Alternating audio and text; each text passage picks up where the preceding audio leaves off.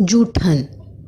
ये क्या कर रही हो बहू? सबके खाने से पहले तुम खा रही हो। माँ बाप ने कुछ सिखाया नहीं क्या ससुराल में कैसे रहना है? हाय रे मेरी किस्मत, मेरे ही माथे मरने थी। हे ऊपर वाले, ऐसी बेअकल बहू। निशा के मुंह से निवाला छीनते हुए मीना जी कहती हैं। निशा थोड़ी गुस्से से कहती है, ऐसी भी क्या गलती हो गई माँ जी? मुझे भूख लग रही थी, मैंने सोचा सबको अभी समय है इसलिए खाने बैठ गई। ऐसा कौन सा पाप कर दिया जो आप मेरे माँ बाप को कोसने लगे? और तो और आपने तो भगवान को भी नहीं छोड़ा। दरअसल एक दिन पहले निशा का उपवास था। शादी के बाद उसका पहला इतना लंबा उपवास था। 24 घंटे भूखे रहने के बाद उसे बड़ी जोर की भूख लगी थी, इसलिए सोचा कि कुछ खा लिया जाए। इसी बात पर मीना जी भड़क गईं। मीना जी के पति कमल जी काफी गुस्से वाले आदमी थे। उन्होंने अपने घर में अपना नियम कानून बनाकर रखा था और घर की दोनों बहुएं उसी नियम कानून पर चलती आ रही थीं। पर निशा आज के ज़माने की पढ़ी लिखी लड़की थी। अभी 6 महीने पहले ही उसकी शादी निखिल से हुई थी। शादी के 1 महीने बाद इसी तरह सबके खाने के बाद तीनों बहुएं खाना खाने बैठी ही थीं कि मीना जी हाथ में दाल का कटोरा देते हुए निशा को कहती है, ये लो निशा, इसे भी खा लेना। तेरे ससुर जी को ज्यादा हो गया था इसलिए उन्होंने छोड़ दिया, तू इसे भी खाकर खत्म कर देना। और वहाँ से मीना जी अपने कमरे में चली जाती हैं। मीना जी की बातों को सुनकर निशा दंग रह जाती है। वो दोनों भाभियों को देखने लगती है। तभी बड़ी भाभी मायूस होते हुए बोलती है, खा ले निशा, माँ जी ऐसे ही हमें भी आज तक अपना और ससुर जी का जूठन खिलाती हैं। निशा को ये कतई बर्दाश्त नहीं था कि वो किसी का भी झूठा खाए। उसके मायके में तो लोग उतना ही लेते थे जितनी ज़रूरत हो, कुछ भी बर्बाद नहीं होता, ना ही किसी को जूठन खाने की आवश्यकता होती थी। यहाँ तक कि काम वाली बाई को भी जूठन नहीं दिया जाता था। पर यहाँ इस तरह की नियम जो निशा को बिल्कुल मानने नहीं थे। उसने दाल की कटोरी ली और बेसिन में डाल आई।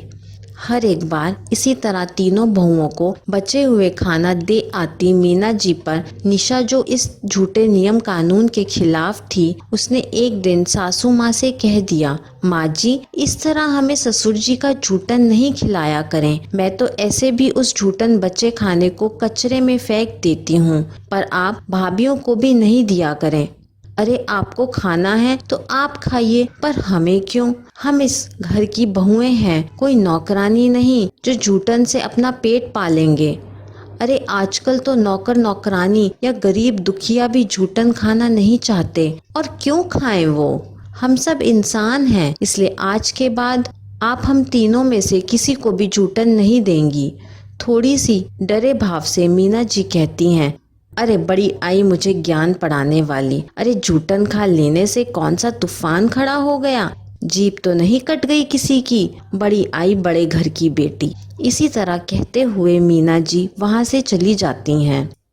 पर आज जो हुआ उसकी सजा तो शायद निशा को मिलनी ही थी। सास बहू की ऊंची आवाज सुन सभी घर वाले इकट्ठे हो गए। वैसे भी छुट्टी का दिन था और सभी पुरुष घर पर ही थे। निखिल भी भागता हुआ निशा के पास आया। सबको देखकर मीना जी की आवाज में तेजी आ गई। वो बहुत दिनों से इस पल की तलाश कर रही थी कि निशा कोई गलती करे और वो सबके सामने उसे बेइज्जत करे। मीना जी चिल्लाते हुए बोलती हैं, घर की सबसे छोटी बहू होते हुए भी सबसे पहले खाना खा रही थी महारानी, घर के पुरुषों के मुंह झूठा किए बगैर। महारानी खुद अपना मुंह झूठा कर रही थी। वो तो अच्छा हुआ मैंने देख लिया, नहीं तो ये हमें अपना झूठा खाना खिलाती। निशा के ससुर जी मीना जी की बातों को सुन गुस्से से लाल हो गए और गुस्से में कहा, आज के बाद छोटी बहू को सबसे अंतिम में बचा खाना मिलेगा। निखिल अपने पिता के हुक्म को सुन सन्न रह गया। उसने बोलना चाहा, पर पिताजी ने यह कहकर शांत कर दिया कि 2 दिन हुए नहीं कि जोरू का गुलाम बन गया। निखिल तो चुप हो गया, पर निशा चुप ना बैठ सकी।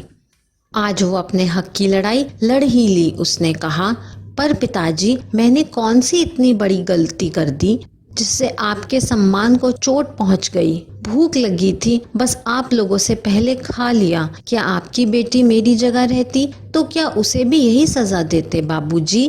बेटी और बहू के लिए अलग कानून क्यों बाबूजी? दिन भर हम बहुएं इस घर का ख्याल रखते हैं, सबकी जरूरतों को पूरा करते हैं, अपनी इच्छाओं को मारकर आप सबके सेवा भाव के लिए खड़े रहते हैं। बदले में हमें क्या मिलता है बाबूजी, आप ही बताइए। अगर मैंने एक दिन आप लोगों से पहले खाना खा लिया तो क्या हो गया? उससे खाना झूठा हो गया क्या? और हर रोज माँ जी जो झूठन हमें खिलाती हैं उसका क्या बाबूजी? बताइए बाबूजी, बताइए। निशा के सवालों से घिरे जवाब के आगे बाबूजी कुछ नहीं बोल पाए। उन्हें अपने आप पर शर्मिंदगी महसूस हो रही थी। उसने निशा के सर पर हाथ रखते हुए बोले, मुझे माफ कर दो बेटी, मैं भूल गया था कि तुम भी किसी की बेटी हो और मुझे कोई हक नहीं है किसी को अपने नियम कानून से बांधने की और किसी की आज़ादी को कैद करने की। आज से मेरी सभी बहुएं आज़ाद हैं, कोई पाबंदी नहीं है, सब अपनी मर्जी से सांस लेने के लिए आज़ाद हैं। किसी के खाने पीने पर कोई रोक टोक नहीं है, जिसे जब भूख लगे तब खा सकते हैं। जीने का हक तो भगवान देते हैं, हम कौन होते हैं उसे बंधन में बांधने वाले। दोनों भाभियां निशा को गले लगाकर धन्यवाद देती हैं और कहती हैं, जो आज तक हमने नहीं किया वो तुमने कर दिखाया। जुग जुग जियो मेरी झांसी की रानी। और सभी बहुएं खिलखिलाकर हंसने लगती हैं। दोस्तों, ये घर घर की कहानी है। बहुत सारे घरों में बहुओं के पहले खाने पर रोक लगाई जाती है। उन्हें घर वालों के खाने के बाद खाना दिया जाता है। पता नहीं हमारा पुरुष समाज इस रूढ़िवादी नियम बनाकर खुद को सर्वे सर्वा मानने की भूल कर बैठते हैं। खुद की कमजोरी को छुपाने और औरत को कम आंकने के लिए ही इस तरह के नियम कानून बनाए गए थे, जिसकी जड़ें अब धीरे धीरे कमजोर हो रही हैं। ये कहानी आपको कैसी लगी मुझे कमेंट करके ज़रूर बताइए। कहानी पसंद आई हो तो लाइक, शेयर और चैनल को सब्सक्राइब करना ना भूलें। कहानी सुनने के लिए आपका बहुत बहुत धन्यवाद।